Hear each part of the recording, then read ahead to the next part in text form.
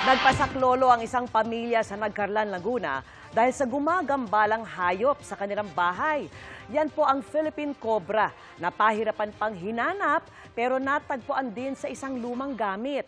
Agad itong hinuli at inilagay sa sako. Paalala naman ng mga otoridad, humingi ng saklolo sakaling may mamataang wild animal gaya po ng cobra.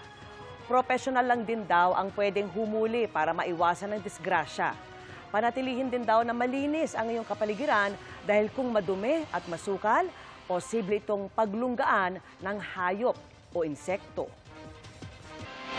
Mga kapuso, kasama nyo kami 24 oras. Mag-subscribe sa GMA Integrated News sa YouTube. Sa mga kapuso abroad, bisitahin ang GMA Pinoy TV at www.gmanews.tv.